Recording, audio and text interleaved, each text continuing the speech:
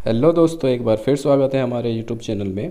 आज हम बात करेंगे कि बायोलॉजी पढ़ने से पहले हमें कौन कौन सी आवश्यक टर्मोलॉजी जानकारी होनी चाहिए। अगर आप इन टर्मोलॉजी को नहीं पढ़ते हैं तो आपको प्रॉब्लम को फेस करनी पड़ेगी बायोलॉजी पढ़ते समय। इवन इस टर्मोलॉजी से कई प्रकार के एंट्रेंस एग्ज़ाम में भी पूछा जाता है कि किसमें किसकी स्टडी की जाती है, किसका मतलब क्या होता है। आइए देखते हैं कौन कौन सी हमारी ऐसी टर्मोलॉजी है, किसमें किसकी स्टडी को करते हैं। आइए देखते हैं।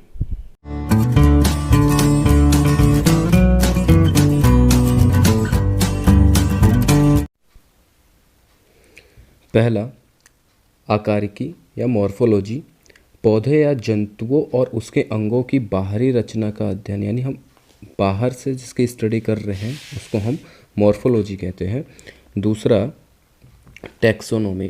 टैक्सोनॉमी पौधे या जंतुओं के नामकरण तथा वर्गीकरण का अध्ययन टैक्सोनॉमी कहलाता है। तो इस टैक्सोनॉमी इम्पोर्टेंट है कि टैक्सोनॉमी के फादर कौन है, कैरोलस लिनियस है। इन्होंने क्या किया था कि किसी भी एनिमल या प्लांट को एक नोमेनक्लेचर के लिए सिस्टम प्रोवाइड कराया एंड उसको कैसे क्लासिफाइड करना है उसके बारे में बताया था। तो ये सब हम टैक्सोनॉमी के अंतर्गत पढ़ते हैं।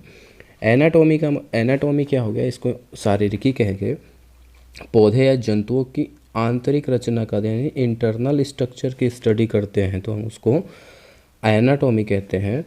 चौथा है हिस्टोलॉजी। हिस्टोलॉजी में पादप या जंतुओं के टिश्यूज़ का अध्ययन करते हैं, उसको हम हिस्टोलॉजी कहते हैं। साइटोलॉजी कोशिका विज्ञान हो गया। साइटोलॉजी में कोशिका तथा इसके अंगों की रचना व कार्यों का अध्ययन करते हैं। कोशिका के यानी जितने भी हमारी सेल्स और इसके अंदर उपस्थित ऑर्गेनेल्स एंड इसका फंक्शन क्या है वो सब साइटोलॉजी के अंतर्गत आता है। नेक्स्ट छठा है जेनेटिक्स। जेनेटिक्स में आनुवंशिकता तथा विभिन्नताओं के कारणों का प्रक्रम का अध्ययन जेनेटिक्स कहलाता है। अगला है एम्ब्रियोलॉजी। एम्ब्रियोलॉजी काफ़ी इंपॉर्टेंट है कि इसमें पहले पता करते हैं एम्ब्रियो होता क्या है। तो एम्ब्रियो बनने के लिए हमारे पास गैमीट्स होने चाहिए, मेल गैमीट और फीमेल गैमीट। अब मेल फीमेल गैमीट का निषेचन होगा, देन उसके बाद भ्रूण का विकास होता है। तो इस प्रोसेस को पूरी प्रक्रिया को हम एम्ब्रियोलॉजी के अंतर्गत पढ़ते हैं। अगला है पादप रोग विज्ञान। इसको हम प्लांट पैथोलॉजी कहते हैं, यानी पादपों में जो रोग उत्पन्न होते हैं, मतलब किस कारण से, फंजाई से, बैक्टीरिया से, वायरस से, तो उन्हें रोग कारक बोलते हैं, पैथोजेंस, और उसको हम कैसे कंट्रोल करें उसके बारे में अगर बात करें तो वो सब प्लांट पैथोलॉजी के अंतर्गत आता है। 9वां नंबर का है फिजियोलॉजी। फिजियोलॉजी इंपॉर्टेंट है। पौधे या जंतुओं की सभी जैविक क्रियाओं यानी बायोलॉजिकल प्रोसेस जितनी होंगी हमारी वो सब फिजियोलॉजी में आती है। अगला इकोलॉजी।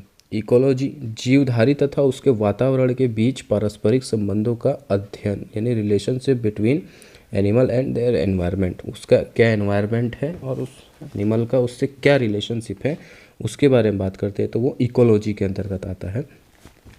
नेक्स्ट है पैलियोबॉटनी। ये भी काफ़ी इंपॉर्टेंट है। पैलियोबॉटनी कि पौधों के जीवाश्म का बनना तथा उसकी रचना का अध्ययन।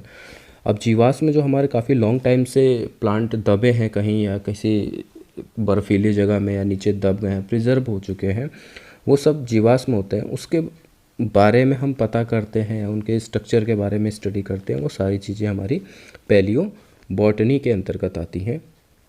नेक्स्ट ये काफ़ी इंपॉर्टेंट है, कहीं ना कहीं एग्ज़ाम में हमें यहाँ से एक क्वेश्चन देखने को मिल ही जाता है। आप नीट की पेपर दे रहे हैं, सीयूटी का पेपर दे रहे हैं या अदर कोई भी कॉम्पिटिटिव एग्ज़ाम का पेपर दे रहे हैं तो उसमें यहाँ से एक स्टडी के बारे में ज़रूर पूछ लेता है।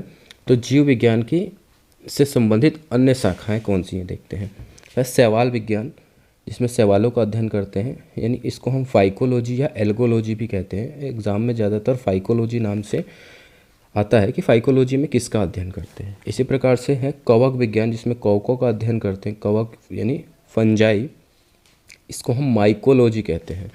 तो हमारा अगर फाइकोलॉजी और माइकोलॉजी पढ़ रहे हैं तो इनके फादर कौन है, इंडियन फादर, ये हमें पता होना चाहिए। अगला है एग्रोस्टोलॉजी। इसे हम घासों का अध्ययन करते हैं। इसमें एग्रोस्टोलॉजी में हम घासों का अध्ययन करते हैं। एग्रोनॉमी में यानी खेतों में उगाए जाने वाले पौधों की जितनी स्टडी हम इसमें करते हैं एग्रोलॉजी में करते हैं, एग्रोनॉमी में करते हैं। एंथोलॉजी, एंथोलॉजी क्या होता है? पुष्पों का अध्ययन। काफ़ी इम्पोर्टेंट है ये कि एंथोलॉजी में किसका अध्ययन करते हैं, तो पुष्पों का अध्ययन एंथोलॉजी में करते हैं।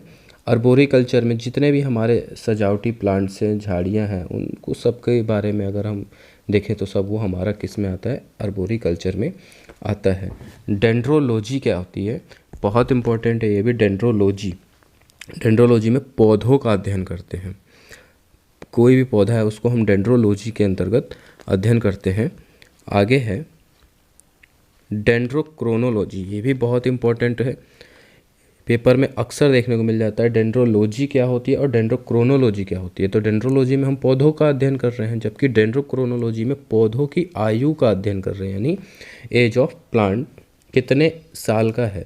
तो इसके लिए हमारे यहाँ एनुअल रिंग्स होती हैं प्लांट्स में इस टाइप की, उसको काउंट करके हम बता सकते हैं कि ये कितने साल का प्लांट है। एक एनुअल रिंग एक साल में एक ही बनती है। अगला है फ्लोरिकल्चर में सजावटी पुष्पों के संवर्धन का अध्ययन करते हैं। अगला है पेलिनोलॉजी, ये भी इम्पोर्टेंट है। पेलिनोलॉजी में पराग कणों का अध्ययन करते हैं। पोलिन ग्रेन जो होते हैं हमारे, उसके स्टडी को हम पेलिनोलॉजी में कहते हैं। सिल्वीकल्चर, सिल्वीकल्चर में वनों के विकास, उसके देख रख के अध्ययन को क्या कहते हैं? हम सिल्वीकल्चर कहते हैं। पोमोलॉजी, ये भी काफ़ी इम्पोर्टेंट है कि पोमोलॉजी क्या होती है। पोमोलॉजी में हम किसका अध्ययन करते हैं? तो इसमें हम फलों के संवर्धन का अध्ययन करते हैं, वो हमारा पोमोलॉजी कहलाता है। अगला है ओलरीकल्चर, ओलरीकल्चर भी इम्पोर्टेंट है। सब्जियों का अध्ययन किस में करते हैं हम? वो ओलरीकल्चर में आता है, सब्जियों का अध्ययन। हॉर्टिकल्चर, उद्यान में फल, सब्जी, सजावटी पुष्पों तथा पौधों के संवर्धन का अध्ययन क्या कहलाता है? हमारा हॉर्टिकल्चर कहलाता है। इसी टाइप से लास्ट क्वेश्चन हमारा स्पर्मेटोलॉजी, लास्ट टर्मोलॉजी में हम आते हैं। स्पर्मेटोलॉजी, स्पर्मेटोलॉजी में हमारा बीजों का अध्ययन, बीजों का अध्ययन क्या होता है? स्पर्मेटोलॉजी होता है। आशा करता हूँ ये सारे चीज़ें समझ में आ गई होंगी। ये टर्मोलॉजी हमें याद, बायोलॉजी पढ़ने से पहले ये सारी टर्मोलॉजी याद होनी चाहिए। एग्ज़ाम में ये क्वेश्चन पूछे भी जाते हैं। अगर आपको इसकी PDF चाहिए तो PDF हम डिस्क्रिप्शन